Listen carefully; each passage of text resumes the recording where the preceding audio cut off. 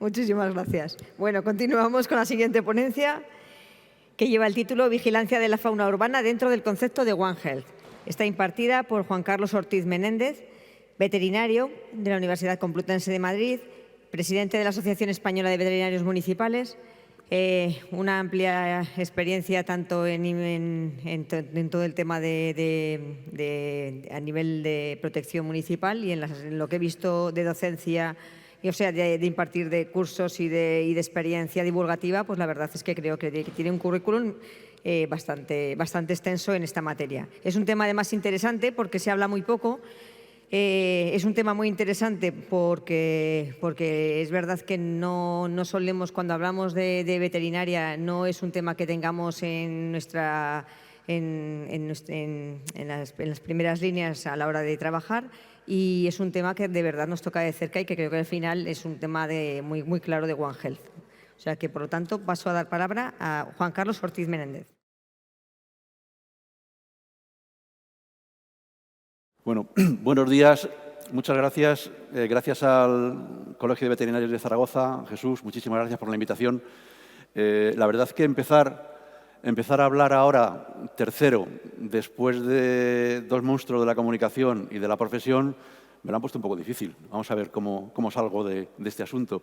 Para empezar, vamos a bajar de lo global a la tierra, vamos a lo local, al municipio, que es donde nos movemos habitualmente. Yo soy veterinario, como digo, a pie de tierra. Los veterinarios municipales, como nuestro apelativo indica, trabajamos en los ayuntamientos, somos los que quedan de aquel cuerpo de titulares que trabajaban en ciudades mayores de 50.000 habitantes y que, bueno, pues sus funcionarios eran propios del propio municipio, no del Sistema General de Salud, que luego fueron transferidos a las comunidades autónomas. Y nuestro trabajo, obviamente, se desarrolla en los ayuntamientos y estamos en primera línea de fuego, es decir, en contacto directo con el vecino y, por otro lado, percibiendo todos los problemas del día a día de la ciudadanía que nos toca intentar resolver pues, con los medios que tenemos, y habitualmente son bastante escasos. Entonces, se ha hablado del One Health desde un punto de vista global. Suscribo todo lo que se ha dicho hasta ahora y especialmente lo que ha comentado Santiago en cuanto al tema de comunicación. Tenemos que aprender a comunicar mucho más, no solamente comunicar como veterinarios.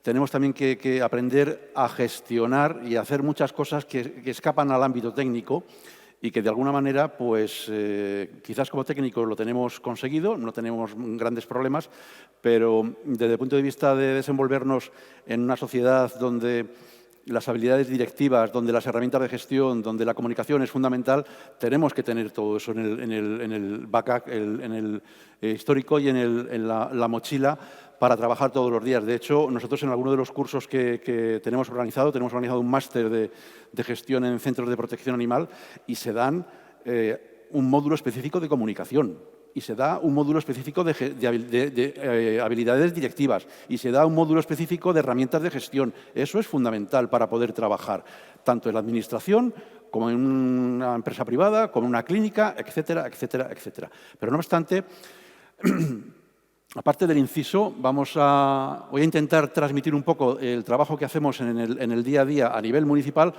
desde la perspectiva de la fauna urbana. Yo sigo trabajando en el Ayuntamiento de Madrid, he estado trabajando 30 años en salud pública, lo que todos conocemos como inspector de sanidad, y ahora en los últimos 4 años estoy en un nuevo reto en el área de medio ambiente y me encargo pues, del Departamento de Fauna y Biodiversidad del Ayuntamiento de Madrid, con lo cual yo no puedo olvidar mi historia de salud pública, mi visión sanitaria enfocada sobre la fauna, no puedo renunciar a ella, es imprescindible para mí. Sin embargo, tengo que conjugarla con temas pues de biodiversidad, de ecología, y hay muchas más relaciones de las que nos podemos imaginar, y no os podéis tampoco imaginar la importancia que tiene la visión de conjunto del veterinario en este campo de trabajo, que es bastante nuevo para nosotros, y el papel que se puede realizar en una cosa tan básica como es bueno, pues participar en el diseño y participar en la toma de decisiones a la hora de implementar programas y acciones relacionados con la ecología y con el medio ambiente en una ciudad. A ver si soy capaz de ver cómo va esto. A ver. Ahora. Bien, vamos a hablar de patógenos poco porque creo que ya todos los que estamos aquí tenemos ya información y el profesor Badiola ya ha hecho un resumen de los principales patógenos que nos podemos encontrar en fauna, tanto silvestre como el concepto nuevo de fauna urbana. Vamos a hablar de población, vamos a hablar de fauna urbana, obviamente, ecosistemas urbanos. Vamos a hablar de un caso real para que veamos cómo las teorías se ajustan a la vida del día a día, a la realidad. Es un caso que ha ocurrido en la Comunidad de Madrid. Vamos a hablar del dato perdido, ya le explicaré qué es, y luego pues, la importancia de establecer redes de vigilancia o redes centinela como la que entendemos que disponemos en nuestra asociación. Luego pasaría al final a explicar un poco. Bien, esta imagen idílica de un parque, esto es la lámina de agua que hay en el Parque del Retiro del Palacio de Cristal. Bueno, pues en los parques y zonas verdes de las ciudades habitualmente suelen ser refugio y lugar de esparcimiento para la población urbana, para los urbanitas cada día más numerosa en el mundo. Y en España no es una diferencia. Luego veremos cómo evoluciona la población urbanita y la trascendencia que eso tiene desde el punto de vista de lo que es la salud pública. Ver los azulones, los patos silvestres, los ánades reales, la vegetación que hay en este parque, que es el Parque del Retiro, posiblemente uno de los parques más bonitos de Madrid, es muy relajante. Pero esta fauna también causa sus problemas, o puede causarlos. Pasa. Ahora. Bien. Todos conocemos la tríada de enfermedad en cuanto a causa, origen, la fuente de la enfermedad, el agente que causa la enfermedad. En este caso vamos a hablar de animales y de fauna. También los ecosistemas urbanos y la población especialmente susceptible. Vamos a empezar por el principio, por la fuente de enfermedad, más que desde el punto de vista del agente causal, del peligro. Vamos a hablar de la fauna que puede contener ese agente causal o ese peligro, que lo podemos encontrar en animales de los grupos que figuran en la pantalla. Fauna silvestre, de compañía, plagas, singularidades y otra fauna. Vamos a empezar por animales de compañía. Todos conocemos perfectamente lo que son o lo que entendemos por animales de compañía, el perro, el gato, otros nuevos animales de compañía que pueden surgir. Ahí he puesto una serie de fotos de lo que realmente todos entendemos por todas esas denominaciones. Las plagas en las ciudades, no hace falta que explique exactamente lo que son.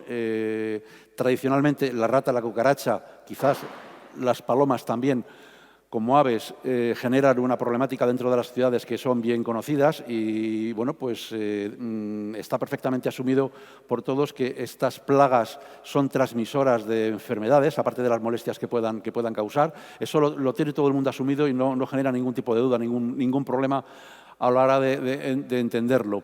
Pero luego tenemos también, que también formaría parte de las plagas, lo que yo denomino otra fauna, que serían los vectores, y lo he querido sacar aparte porque esta otra fauna, estos vectores, interactúan pues, con todos los demás. Es decir, mosquitos, flebotomos, garrapatas, pulgas, piojos, realmente conviven con el resto de animales y también a veces con el ser humano. Y todos sabemos y conocemos el papel tan fundamental que están desarrollando, y más últimamente, en la transmisión de enfermedades de naturaleza principalmente zoonótica. Y eso, pues bueno, siempre ha sido motivo de preocupación, no solamente desde el punto de vista sanitario, sino desde el punto de vista de calidad de vida, pero también, y hoy en día más con la globalización y con el cambio climático que estamos viviendo poco a poco, viendo cómo se modifican algunas condiciones del entorno, que está dando lugar a que determinados vectores que anteriormente no aparecían en algunos emplazamientos concretos en zonas de España, ahora ya se estén dando con la posibilidad de que se puedan transmitir enfermedades que están vehiculadas por este tipo de vectores. Hace muchísimos años, hablar de leishmania, por ejemplo, en País Vasco, en Navarra, apenas, por no decir no había, no era un terreno adecuado para el flebotomo, para el vector, y no había. Sin embargo, ahora ya pues, están dando casos en estas comunidades, en estos entornos geográficos, con lo cual algo ha cambiado en el entorno.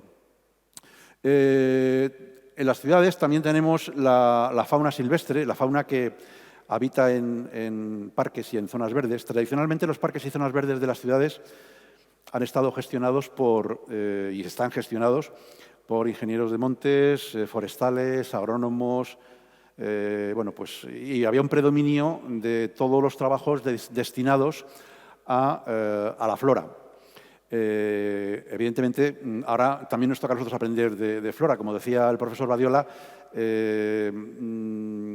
las enfermedades muchas veces, sean sobre plantas o sean sobre animales, funcionan con unos esquemas muy parecidos y podemos apreciar dentro del trabajo del día a día a nivel municipal, y ahora aprovecho para contar una anécdota, un tema que tuve hace ya unos años, al principio de entrar en medio ambiente, y me pilló completamente nuevo en casa de campo por una plaga de una serie de insectos voladores, un tipo de mosquitos que no tenían ninguna trascendencia en salud pública, pero que pues generaban unas nubes de mosquitos muy fuertes, muy grandes, en el lago de la casa de campo, y las personas que estaban cenando en los múltiples restaurantes que están en el lago de la casa de campo, pues los restaurantes tenían un problema muy gordo, porque es que los clientes se levantaban de la mesa y se marchaban, porque no podían estar consumiendo con esas nubes de mosquitos alrededor, ¿no? Después de estudiar la situación, pues el tipo de mosquito no era un mosquito que generara ningún problema de salud pública, con lo cual nuestros compañeros de salud pública del ayuntamiento no quisieron saber nada, se quitaron del medio. Y después de muchas averiguaciones, pues parece ser que este brote puntual y en una época que era, pues como estas fechas, mes de mayo, finales de mayo, surgió debido a que pues en los años anteriores habían estado haciendo fumigaciones en el entorno para combatir una enfermedad del olmo, que es la galeruca, y llevaban 2 años sin hacer ese tipo de fumigaciones. Al parecer, un efecto colateral de esa fumigación era destruir este tipo de larva de mosquito. Al no existir la medida preventiva de la fumigación, pues se había desarrollado y brotó de manera explosiva. Es decir, nada que no conozcamos en el ámbito veterinario que puede ocurrir a nivel de enfermedades en animales, lo que es el tema preventivo y el efecto colateral.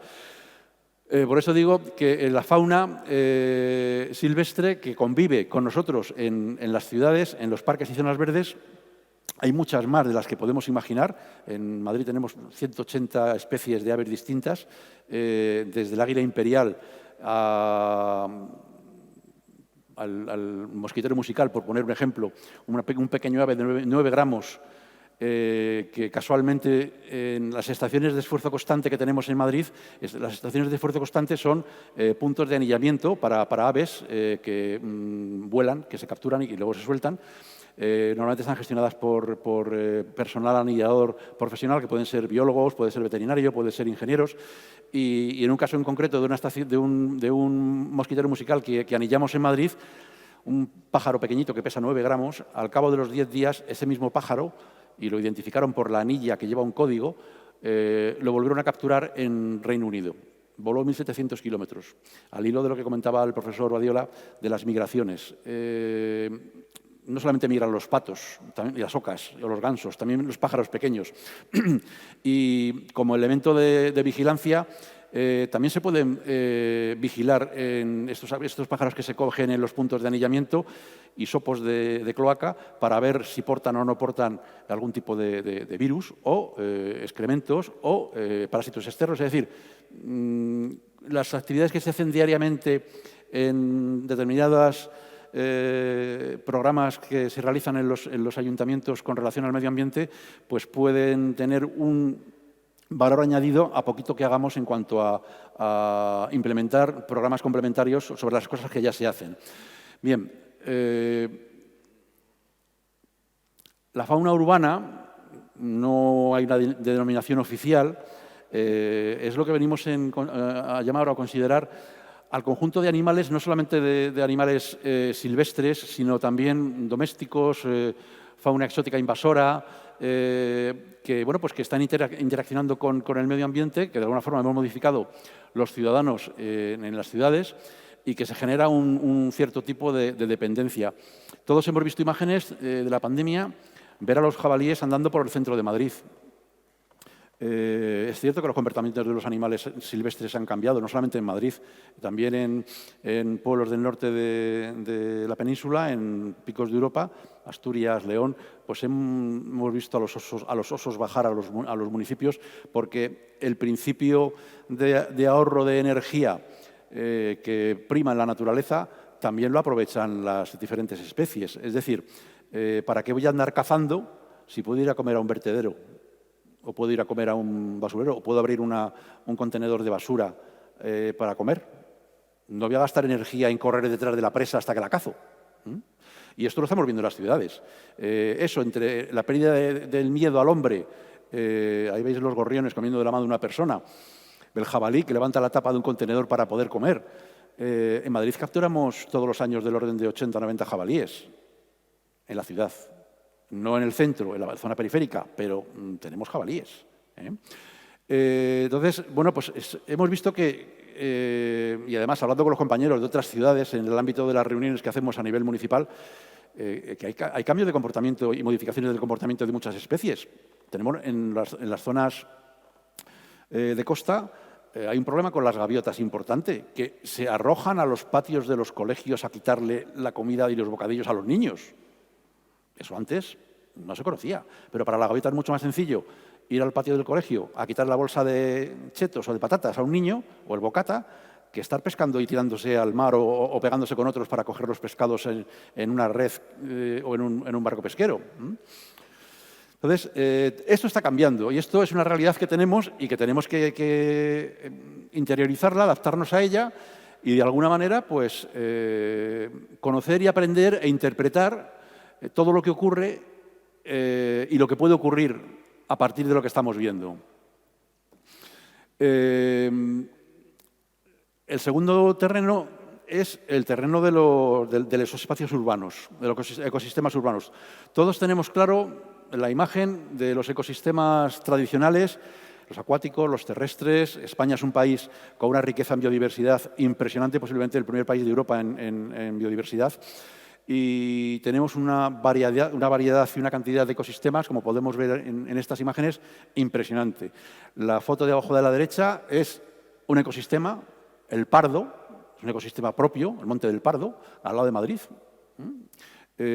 Bueno, pues evidentemente estos ecosistemas están sufriendo modificaciones, estos ecosistemas naturales, transformándose en su conjunto o en parte en otro tipo de ecosistemas urbanos, que tenemos algunos tipos de ecosistemas urbanos que también tienen su fauna propia y que, bueno, pues unos son muy bonitos. Esa es otra imagen la de la derecha de arriba, del Parque del Retiro, con el Palacio de Cristal y la lámina de agua.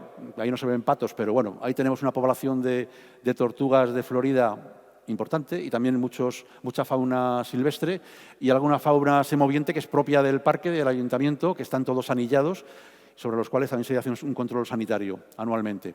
Pero tenemos otros ecosistemas que se han creado de manera artificial, como el muro vegetal que hay en CaixaForum de Madrid, o como los parques infantiles que se hacen en las zonas verdes, donde van a jugar los niños y los mayores y los no tan niños, pero también van allí a hacer sus cosas otras especies que proliferan por Madrid y por muchas ciudades españolas y que últimamente están muy de moda y muy en boca de los medios de comunicación, con grandes defensores y algunos detractores, que hay una batalla de comunicación muy importante sobre ese tema, que son las colonias felinas. Bueno, pues van a estos areneros hacer sus deposiciones. Y hay estudios hechos donde la problemática que hay de excrementos con patógenos y con parásitos en estos areneros es muy importante. Y ahí están los niños jugando. Tenemos en el centro de Madrid, en el vertedero de Valdemingómez, poblaciones de gaviotas que han decidido que para qué van a estar en la costa si se vienen a Madrid al vertedero y viven muy bien. Ahí están 3.000 o 4.000 o 5.000 gaviotas pata amarilla o reidora comiendo del vertedero, igual que hay garcetas o hay cigüeñas o hay... Bueno, pues ahí están. Tenemos unos nudos de comunicaciones impresionantes, con unos taludes muy difícil de gestionar, todas las pequeñas zonas verdes que hay en esos entornos y que nos generan muchos problemas de control de fauna, y ahora comentaré alguno. Tenemos zonas de infravivienda, que es quizás la cara menos amable de grandes ciudades que, como ya han apuntado los anteriores ponentes, cada vez van a ser más grandes y cada vez vamos a tener más. Ahora veremos unos cuadros de crecimiento de ciudades en España y bueno, pues la población del mundo cada vez está más concentrada en las ciudades, y eso también tiene una implicación desde el punto de vista de One Health y de prevención y de vigilancia, que es muy importante. De ahí que, bueno, pues un poco la ponencia mía de hoy es reivindicar el papel y la importancia de los municipios para poder ejercer la vigilancia adecuada preventiva en todo ese tipo de procesos de infecciones que puedan afectar a la población, teniendo en cuenta que en la realidad ya y en un futuro inmediato más todavía, la población de las ciudades va a superar ampliamente a la población rural, con lo cual las probabilidades de interacción entre animales y personas va a ser mucho más alta, y si tenemos una tasa de infección o de enfermedades en animales alta o de patógenos problemáticos, pues los problemas estarán presentes día sí y día también. Bien, el tercer elemento es la población. Hay dentro del conjunto de la población una población susceptible, que son personas que tienen, pues, por edad o por diferentes motivos, mayor sensibilidad o mayor problema de poder padecer una enfermedad o adquirir una enfermedad a partir de la fauna. Evidentemente tenemos animales enfermos que están en vía pública y, bueno, pues tenemos personas mayores, que muchas de ellas son las que se dedican a dar de comer a fauna en Madrid, o en el caso de los areneros no hay niños, pero bueno, también es una población de riesgo en cuanto al contacto que pueden tener con patógenos en determinados entornos. Yo quería referir, porque se dan todas las circunstancias que he estado explicando hasta ahora, un caso que posiblemente muchos habréis oído comentar, hablar, alguno de los que estáis aquí presentes incluso participó en los grupos de trabajo, porque ha sido un caso muy importante de transmisión de una zoonosis que todos conocemos, que es la leishmania, y que ocurrió en la Comunidad de Madrid hace 12 años, en toda la zona sur de la Comunidad de Madrid, entre las poblaciones de Móstoles, Fuenlabrada, Leganés, Alcorcón, Getafe, que está debajo, en una zona que es la que se denominaba el Parque de Polvoranca, donde surgió un brote de leishmania que afectó casi a 600 personas en lo que es el tiempo que duró el brote propiamente dicho, que luego ya se extendió pues, a 800 y pico, muy por encima de las tasas normales de leishmania que se dan bueno, pues en la población y en cualquier ciudad española, ¿no?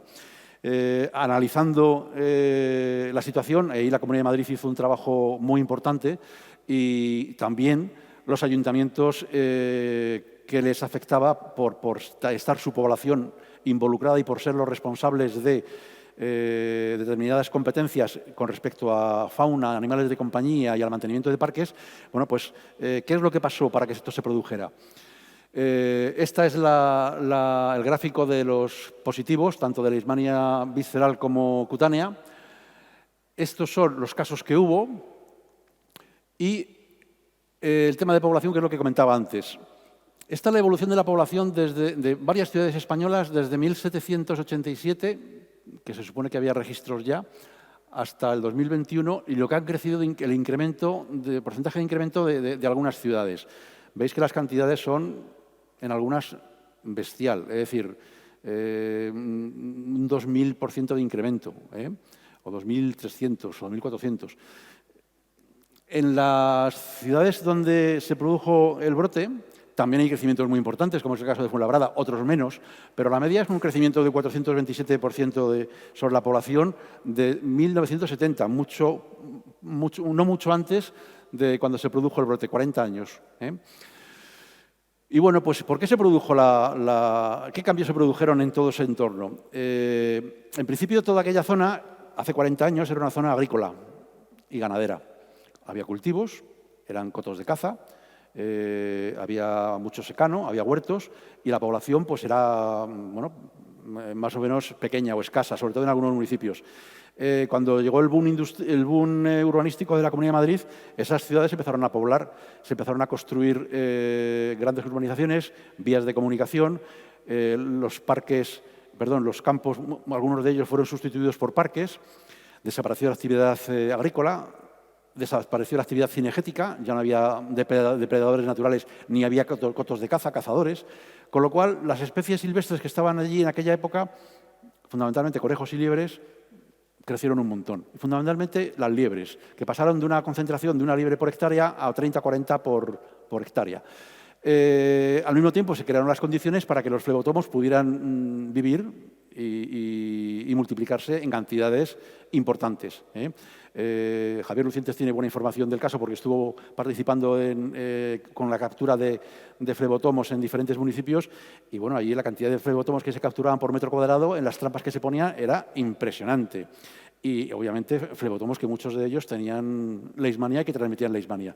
Con lo cual era la tormenta perfecta, se daban las tres circunstancias necesarias para que se produjera un brote. Teníamos un peligro, un patógeno, teníamos un vector que podía transmitirlo en gran cantidad y un reservorio, que en este caso era la liebre, que no era un reservorio conocido, también en una cantidad muy grande porque se habían dado las circunstancias del entorno en cuanto al medio ambiente, donde podían criar muchas las liebres y los conejos, ser muchas, y al mismo tiempo servir de alimento a los flebotomos para que también hubiera muchos, y bueno, pues se generó el brote. Esto nos tiene que enseñar a que cualquier actuación urbanística que se hace en Madrid, en cualquier sitio, puede tener unas consecuencias desde el punto de vista de la salud. En Madrid ciudad ahora mismo tenemos otros dos o tres sitios en los cuales se dan circunstancias parecidas a esta. Es decir, zonas agrícolas que han dejado de ser agrícolas, han pasado a ser zonas de vivienda, donde ya no hay coto de caza, donde están proliferando muchísimo los conejos. En Madrid capturamos todos los años un montón de conejos, muchos, en 2 o 3 parques. Y tenemos más de 80 parques afectados por los conejos. Pero cuando digo afectados no es que veas un conejo o dos, no, es que se nos comen hasta los sistemas de riego. Porque junto con los conejos, con los parques y junto con el desarrollo de las viviendas y de los polígonos industriales, también se desarrollan infraestructuras de comunicación. Tenemos la M40, la M30, la M45, la M50, Adif tiene sus vías de tren, y en todos esos taludes viven los conejos, hacen sus madrigueras, porque ahí están a salvo de los perros, de los parques. Es decir, son taludes que están lindando muchos de ellos con parques. El conejo pasa la malla cinegética que protege a la autovía de que no puedan pasar animales, perros, para generar un accidente de tráfico. Y bueno, pues los conejos ahí están fenomenal. Van al parque, comen tranquilamente y luego se vuelven. ¿Que viene un perro persiguiéndolos? Se vuelven a su madriguera y están perfectamente protegidos. Tenemos un problema de conejos importante. Importante porque tenemos muchos parques en Madrid que es que hemos tenido parques que ha habido que aplazar 3 meses la inauguración, porque había que plantar una serie de arbustos y de vegetación por un valor de 1 millón de euros y teníamos tal cantidad de conejos que hubo que hacer un descaste previo porque era imposible poder plantar las plantas, se las comían de una mañana, de un día a otro, se había comido la planta. Entonces, tenemos que estar muy atentos a cualquier movimiento y cambio que se haga en el entorno, en el medio ambiente, porque va a tener unas consecuencias. Desde el punto de vista municipal, eso lo tenemos muy claro, porque en este caso los municipales, los técnicos, veterinarios y otros técnicos, al estar sobre el terreno, somos los que estamos viendo cómo evoluciona todo y los cambios que se pueden producir, y tenemos información de primera mano de qué animales se están dando, por ejemplo, aquí en en Zaragoza hemos visto en la prensa estos días, y he tenido la oportunidad de hablar con otro compañero municipal de aquí, del problema que está surgiendo con las garrapatas en los parques, que no es la única ciudad de España, que también hay otras ciudades en España con problemas de garrapatas en los parques. Pero bueno, ahí vemos un poco los factores que han influido en ese cambio en el ecosistema, en el medio, y que fue motivo y causa de que se desarrollara este brote, que evidentemente es un brote de salud pública, y que si se hubieran tenido en cuenta a la hora del diseño urbanístico de la zona, y quizás si los veterinarios hubiéramos podido participar en ese desarrollo, a lo mejor hubiéramos podido aportar alguna cosa para evitar este tipo de situación. Es decir, pequeñas medidas que a lo mejor no tienen una gran repercusión, y esto yo siempre me lo comenta un compañero también municipal, que es el responsable de control de plagas del Ayuntamiento de Madrid, que muchos le conoceréis, José María Cámara, y es una pelea que hay pues, con gente de medio ambiente en cuanto a la hora de diseñar los parques y jardines y la colocación de qué tipo de arbusto y dónde. A veces colocan los arbustos justo al lado de una ría, con lo cual estás poniéndoselo muy fácil a las ratas para que salen del agua ya protegidos por la vegetación y se van a otro sitio. Poner el arbusto 2 metros más allá, que la rata tenga un espacio de 2 metros que esté expuesta a la vista y a depredadores bueno, que no se sienta segura, no se lo pongas fácil. Cosas de ese tipo ayudarían muchísimo a poder prevenir este tipo de situaciones. Bien, dentro de las actividades que se pueden realizar a nivel municipal, hay una que es fundamental, que es la vigilancia en reservorios. Podemos vigilar y podemos realizar todo tipo de estudios en diferentes especies que forman parte de los diferentes grupos y que de alguna manera nos van a aportar información. Yo siempre digo, y es a lo que me refiero con lo que quiero decir, con lo del dato perdido. La información, el dato, lo tenemos. Está en la ciudad, está en el campo, está en los parques, está en los animales. El dato está, de lo que sea, el dato. Hay que sacarlo. No tiene ningún sentido que estemos capturando animales porque generan un problema y vayan directamente a sacrificio o incineración, perdiendo toda la información que pueden aportar esos animales. ¿Qué portan? ¿Qué enfermedades traen? ¿Qué parásitos? ¿Qué virus? ¿Por qué no lo investigamos? Si eso se hace de manera sistemática y en general, podremos tener una fuente de información muy importante. Es muy sencillo coger unos cadáveres y llevarlos a incinerar, pero perdemos mucha información, porque esos animales conviven de alguna manera con las personas en las ciudades. Y como han explicado los dos ponentes anteriores, cada día hay más interacción y sabemos más de las enfermedades que se transmiten de animales a personas. No perdamos esa información. Debemos de recuperar toda la información que podamos. Nosotros ahora, por ejemplo, estamos con el plan de control de cotorras, que nos supone más de un quebradero de cabeza, sobre todo con los animalistas.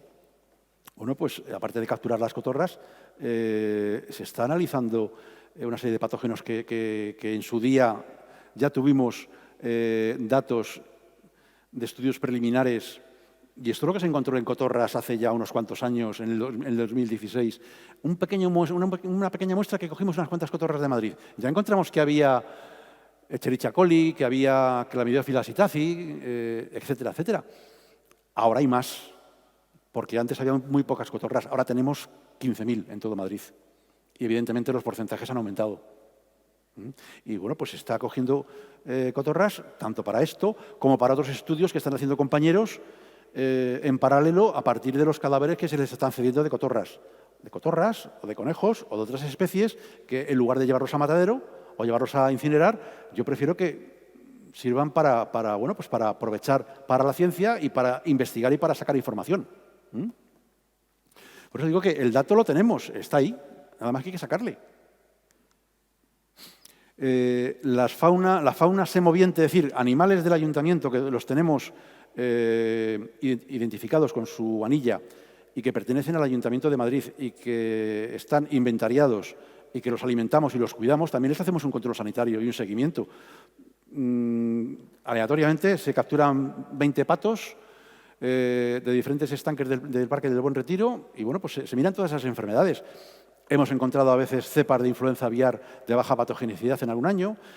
Hemos encontrado Campylobacter, a veces un E. coli, pero bueno, no hemos encontrado nada que sea llamativo, que nos haga saltar la alarma. De hecho, ahora todos los cadáveres, ahora en Madrid estamos en fase de vigilancia activa, todos los cadáveres que se producen de anátidas en los parques se llevan directamente a analizar a la Comunidad de Madrid, al CRAS, al Centro de Recuperación de Fauna Silvestre, para, bueno, pues por si se tuviera algún caso de gripe aviar. Afortunadamente, de momento no hemos tenido ninguno. Sí ha habido varios en los alrededores de Madrid, pero, bueno, pues es una forma de vigilancia activa y tenemos que hacerlo y se hace.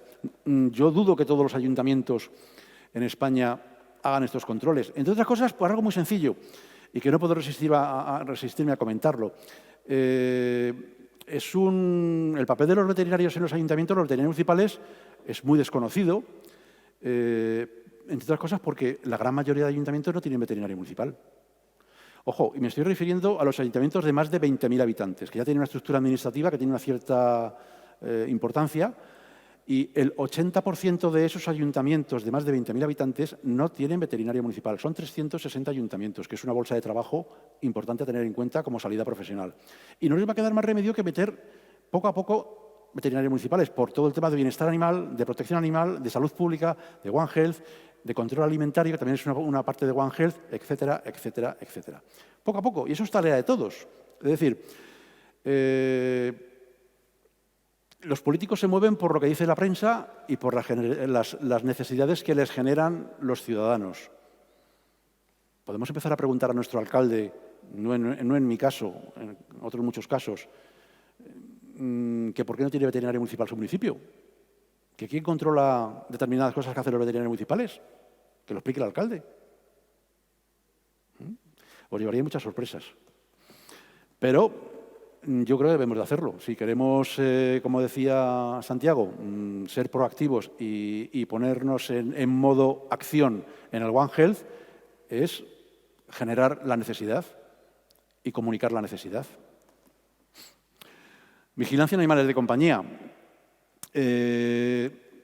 Bueno, pues los centros de todos los ayuntamientos de España,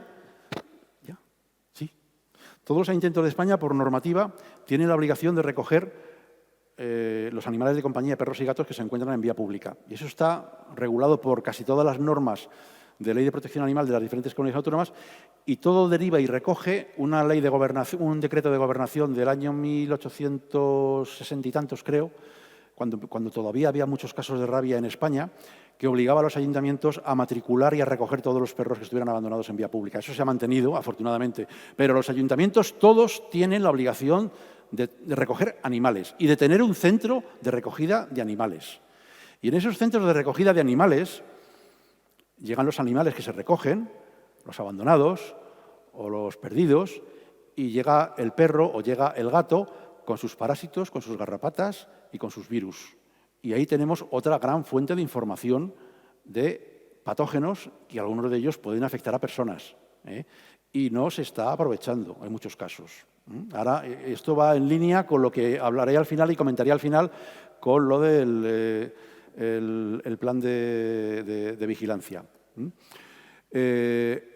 Los ayuntamientos, además de sus propios centros, también hay otros centros de animales de compañía, otros núcleos zoológicos, sobre los cuales también tiene que llevar un control. Incluso con los animales de la ciudad, bueno, pues tiene que controlar que esos animales estén en condiciones, estén maculados de rabia, estén desparasitados, etcétera, etcétera, etcétera. Y ahí es una labor muy importante de los colegios de veterinarios con los ayuntamientos y con las clínicas de veterinaria para... bueno, no es decir es que soy sanitario, no, yo no tengo que decir nada, yo lo demuestro todos los días con mis hechos y porque llevamos un control sanitario de todos estos animales y el ayuntamiento se preocupa de controlar los animales y eso hay que medirlo y hay que medir los datos.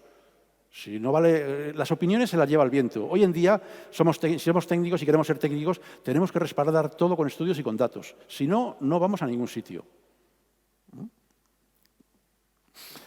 Vigilancia de vectores. Es fundamental saber qué se está haciendo o qué tenemos de vectores.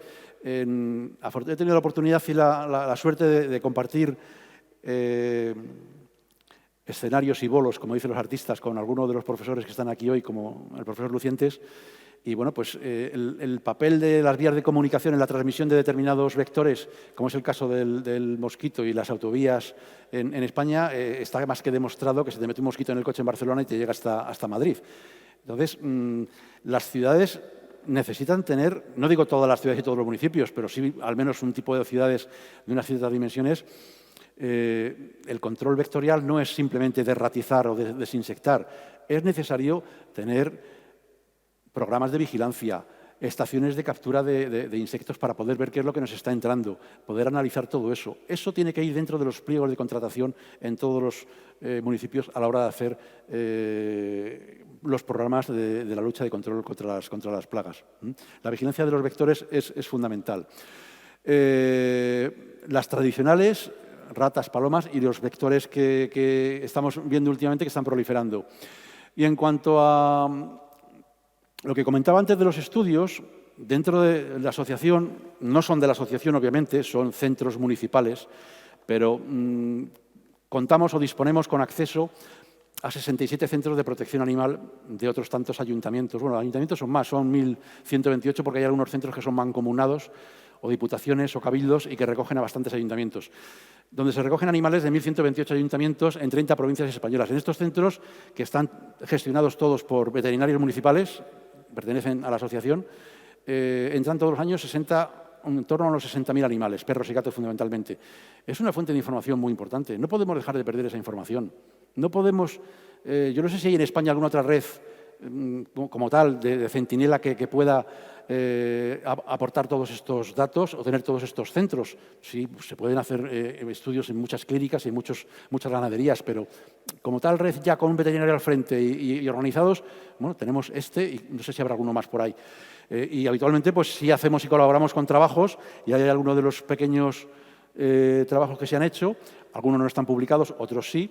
Pero bueno, el grupo se va consolidando como un grupo de vigilancia que de alguna manera, con un veterinario al frente, se puede sacar partido en cuanto a hacer investigaciones en este tipo de animales que entran en los centros.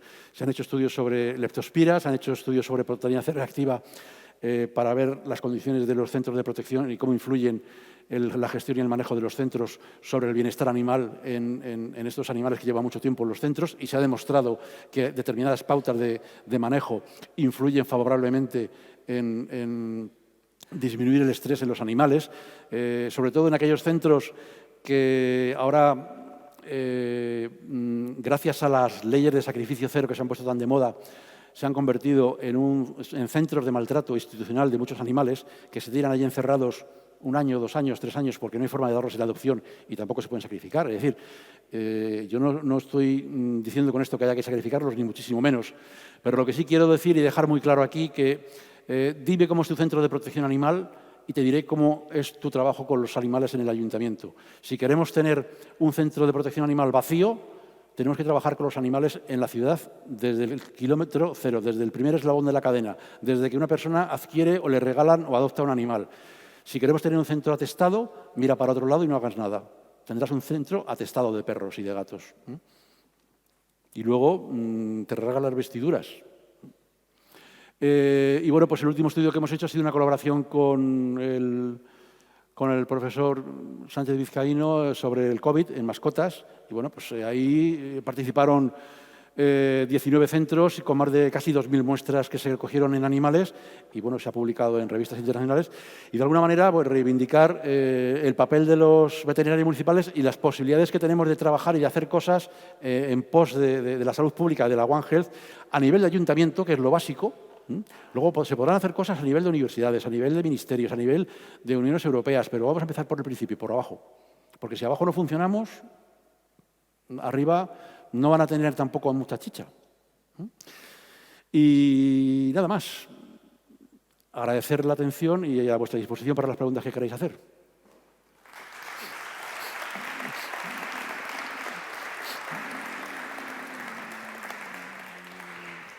Muchísimas gracias por la presentación. Como ya preveía, hay bastantes preguntas en este tema. Entonces voy a leer algunas de ellas, algunas son algún comentario. Las poblaciones animales van cambiando sus hábitos Por ejemplo, las gaviotas antes se alimentaban de descartes de peces y ahora vuelan kilómetros de vertederos tierra adentro. Las palomas antes se localizaban en las plazas y ahora ocupan playas junto a los bañistas y las atrevidas gaviotas. Los gatos en formato colonias antes eran muy reducidas y ahora existen por todas las ciudades. Ese es un comentario que han escrito. Luego, los veterinarios, cuando hacemos una receta, uno de los campos a rellenar en el nombre y dirección del propietario. Cuando el animal tratado pertenece a la fauna urbana, por ejemplo, en gatos callejeros, ¿quién sería en este caso el propietario del animal tratado? Buena pregunta. Ahí hay disparidad de criterios. Vamos a ver, se juntan varias cosas. En muchos ayuntamientos están microchipando los gatos, pero no los ponen a nombre del ayuntamiento. Se ha creado una figura en el RAIA, una figura,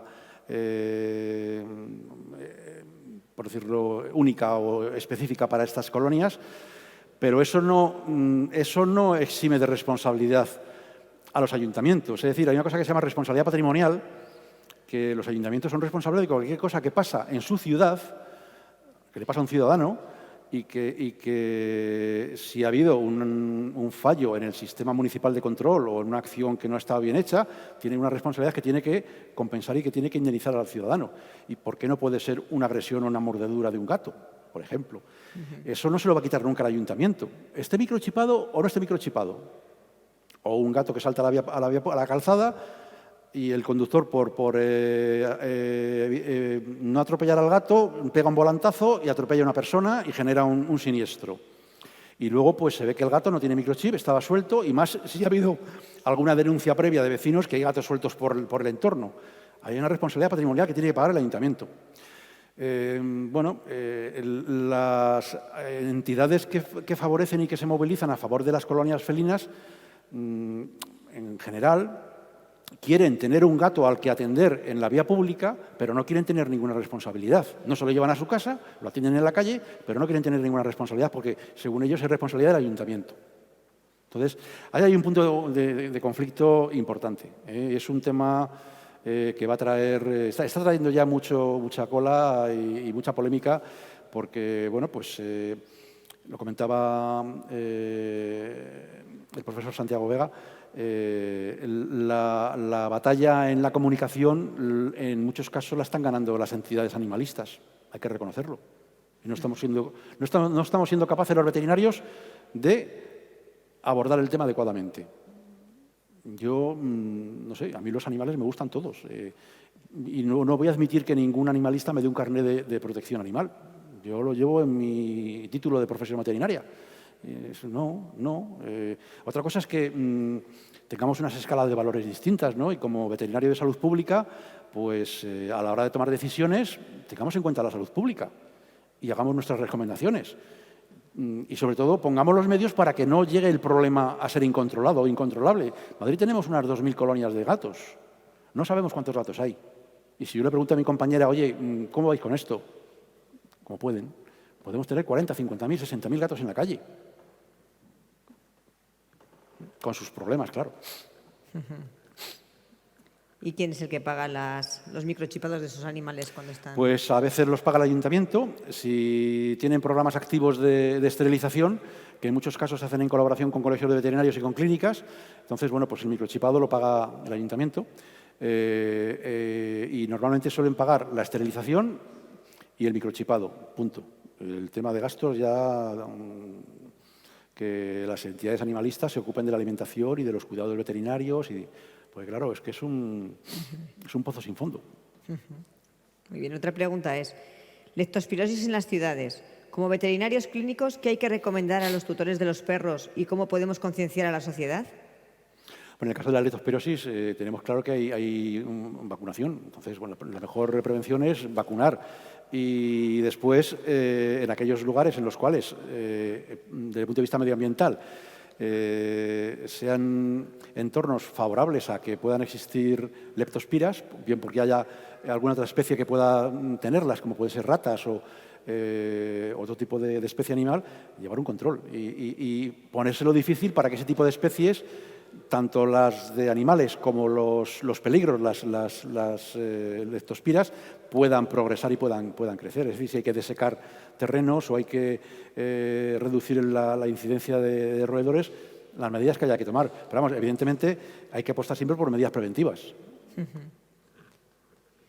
Y por último, en los últimos años en salud pública se han podido... es evidente que las plagas en enfermedades en las ciudades están aumentando mucho. Chinches, garrapatas, piojos, sarna. A veces comentamos los veterinarios que la sanidad animal está por encima de la salud humana. Ese es un comentario que han dejado ahí.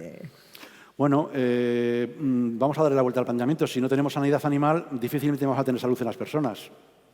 Evidentemente están conectadas y eso ya lo dice la leyenda de nuestro emblema y de nuestro escudo, Igea Pecoris Salus Populi, que eso es así.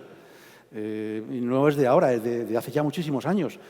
A algunos le puede costar más trabajo entenderlo y a algunos a lo mejor pues con las corrientes animalistas que tenemos ahora mismo pues no tienen muy claro dónde poner los límites y los niveles, ¿no?